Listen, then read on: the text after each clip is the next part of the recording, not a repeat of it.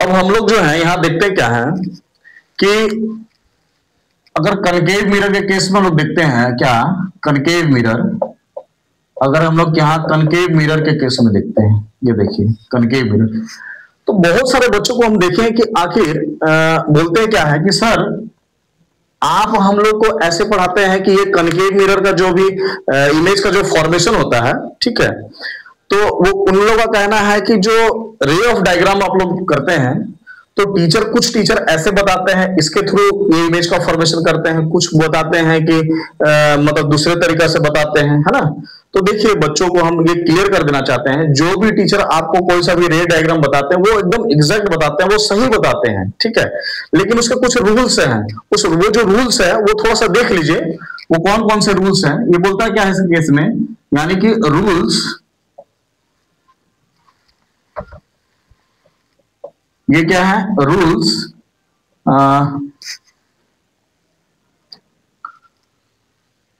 Rules for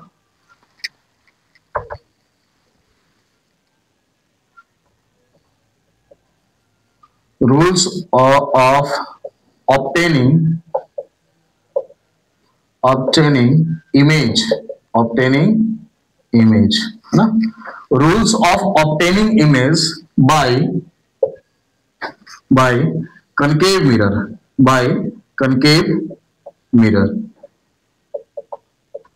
अब देखो हम लोग क्या बोल रहे हैं, जो रूल्स होते हैं यानी कि rules of obtaining image by concave mirror, तो कनकेव मिरर के कारण जो है वो कौन से ऐसे रूल्स हैं जो हम लोग क्या इमेज का जो फॉर्मेशन होता है। तो देखो बहुत सारा बच्चा का क्वेरीज था, बहुत सारा बच्चा जो है कंफ्यूज थे वो, ठीक है। ये मेरा क्या है कन्वेक्स, ये सब क्या है कन्वेक्स मिरर, क्योंकि मैं पढ़ाता हूं, जब मैं पढ़ा रहा था क्लास में, ठीक है, तो बहुत सारे ऐसे बच्चे बोले हैं कि सर कुछ टीचर जो है हम लोग को रे डायग्राम दूसरा तरीका से बताते हैं, आप जो है दूसरा तरीका से बताते हैं, क्या ये रे डायग्राम जो है मतलब इसका क्या तरीका है। तो फर्स्ट केस देखो, ये बोलते हैं ये मेरा प्रिंसिपल एक्सिस है, ये क्या है मेरा ये प्रिंसिपल एक्सिस है, ये प्रिंसिपल एक्सिस है, ठीक है, ये मेरा क्या है पोल है, ये क्या है मेरा पोल। हम लोग क्या देख रहे हैं इसी केस में कि अगर कोई भी लाइट अगर मान लिया जाए इन्फिनिटी से अगर कोई भी लाइट मेरा अगर ये प्रिंसिपल एक्सिस के पैरेलल होता है, सपोज करो प्रिंसिपल एक्सिस के, मान लिया जाए ये प्रिंसिपल एक्सिस के पैरेलल होता है, ठीक है, हम लोग क्या बोल रहे हैं अगर ये प्रिंसिपल एक्सिस के पैरेलल होता है, ठीक है, तो कहीं ना कहीं ये मेरा क्या है, इसमें ये मेरा फोकस हुआ और ये क्या है मेरा सेंटर ऑफ कर्वेचर हुआ, ठीक है। अब इसको हम लोग हटा देते हैं प्रिंसिपल एक्सिस को, तो आप लोगों को पता होगा ये क्या है मेरा प्रिंसिपल एक्सिस है, ये है क्या मेरा ये प्रिंसिपल एक्सिस है, प्रिंसिपल एक्सिस है। और इसमें हम लोग क्या देख रहे हैं कि ये मेरा फोकस है, यानी कि ये फोकस है और ये सेंटर ऑफ कर्वेचर है। अगर कोई भी लाइट जो है इंसिडेंट होता है तो सबसे पहले वो कहां से पास करेगा, फोकस से, ठीक है, वो सबसे पहले कहां से पास करेगा, वो फोकस से पास करेगा। क्लियर हो गया, पहला, ये पहला केस हुआ, ठीक है। अगर कोई भी लाइट इंसिडेंट होता है यानी कि parallel to the principal axis के, तो समझ जाना कि वो फोकस से ही पास करेगा इन कनकेव मिरर में, ठीक है। दूसरा केस क्या होता है, ध्यान से समझना कि अगर ये दूसरा केस क्या हो गया, इसी में ये दूसरा केस क्या हो गया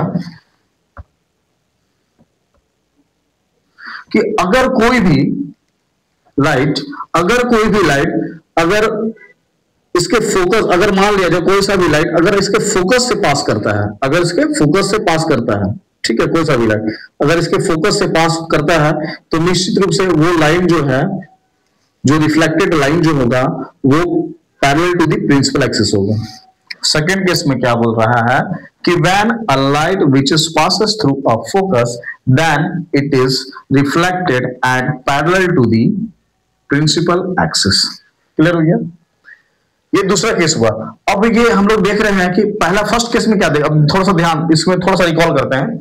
पीछे जाते हैं। पहला केस में क्या था कि if a ray which is parallel to the principal axis then they are reflected and passes through a focus.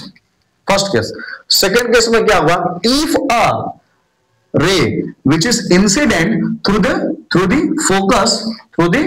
focus then they are parallel to the principal axis। ये हम लोग देख लीजिए इसके केस में, ठीक है। अब जो है थर्ड केस में हम लोग क्या देखते हैं वो देखिए। थर्ड केस, अब ये थर्ड केस में देखिए आप, है ना। थर्ड केस में क्या देखने को हम लोग को मिलता है, यहां क्या देख रहे हैं हम लोग थर्ड केस में। ये कहता है क्या है, ये तो मेरा फोकस है, ये मेरा प्रिंसिपल एक्स, ये मेरा सेंटर ऑफ कर्वेचर है। ये बोलता क्या है कि अगर यदि ये बोल क्या रहा है कि इफ मतलब अगर मान लिया जाए एक लाइन जो है, एक सपोज करिए एक रे जो है अगर वो पासेस करता है कहां से, कि अगर वो पासेस करता है सेंटर ऑफ कर्वेचर से, ध्यान से देखिएगा ना। अगर हम लोग यहाँ देख रहे हैं, इसको थोड़ा सा बढ़ाते हैं, इसको भी थोड़ा सा बढ़ाते हैं, ठीक है, थोड़ा सा बढ़ाते हैं, और यहाँ देखते हैं कि अगर कोई लाइन जो है अगर ये पासेस करता है सेंटर ऑफ कर्वेचर से, ठीक है, अगर कोई लाइन जो है पासेस करता है सेंटर ऑफ कर्वेचर से, तो ठीक उसी लाइन को वो क्या करता है, रिट्रेस करता है। ठीक उसी लाइन को क्या करता है, वो रिट्रेस करता है। ये भी एक केस है, ठीक है। ये थर्ड केस हुआ। क्या बोल रहा है कि if a line which is incident and which is passes through the centre of curvature and these reflected line which is reflected ray which is retraces the same path। Clear हो गया। Fourth case में हम लोग क्या देख रहे हैं, देखिएगा, अगर हम लोग क्या बोल रहे हैं फोर्थ केस में क्या बोलता है ना, ये हो गया centre of curvature. If a ray which is incident at the pole of the mirror, then they are reflected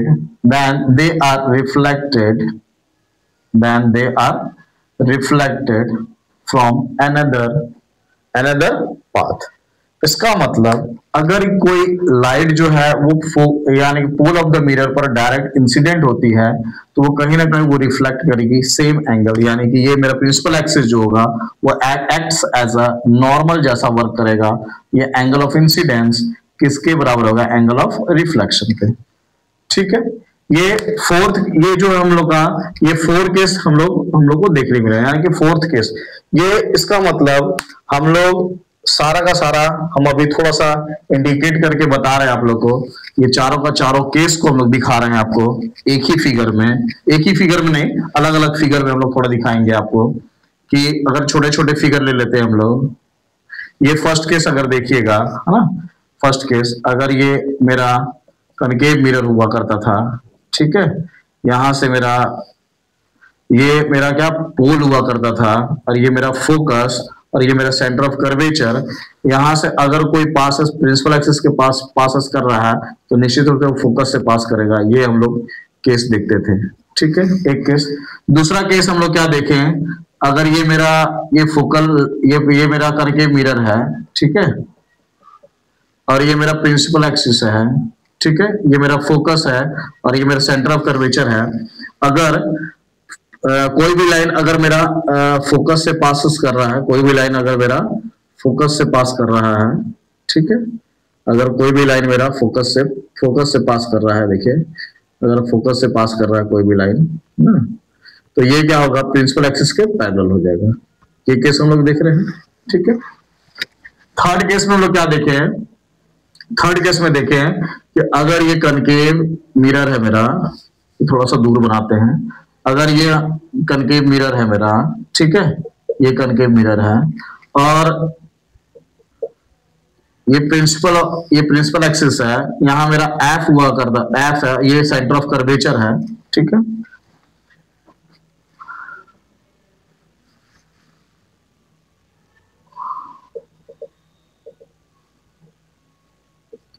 इसको हम लोग ऐसे सेट कर दिए, ठीक है। अब देखते हैं हम लोग यहाँ क्या देख रहे हैं ऐसे केस में कि अगर कोई लाइन, अगर कोई रे जो है ऐसे पासेस करता है सेंटर ऑफ कर्वेचर से, तो हम लोग देखते हैं क्या है, उसी पाथ को वो रिट्रेस करेगा, उसी पाथ को क्या करता है वो रिट्रेस करेगा, है ना, यानी कि सेम पाथ को ही रिट्रेस करता हुआ वो पास करेगा, ठीक है। फोर्थ केस में हम लोग क्या देख रहे हैं, फोर्थ केस में ये क्या है, मेरा एक कनकेव मिरर है ना, कनकेव मिरर है, ठीक है। ये मेरा कनकेव मिरर और ये मेरा क्या है, प्रिंसिपल एक्सिस है, ये क्या है मेरा प्रिंसिपल एक्सिस है, ये मेरा पोल हुआ, ये भी मेरा पोल हुआ, ठीक है।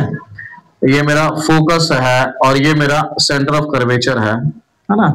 अगर हम जो है इसके पोल से अगर कोई लाइन को पासेस कराते हैं, अगर कोई इंसिडेंट होता है ना, तो ये क्या होता है, ये सेम अनदर पाथ से ये पासेस करता है, ठीक है। क्लियर हो गया। इसका मतलब एंगल ऑफ इंसिडेंस जो होगा, एंगल ऑफ इंसिडेंस वो एंगल ऑफ रिफ्लेक्शन के इक्वल होगा इसे केस में। समझ में आया।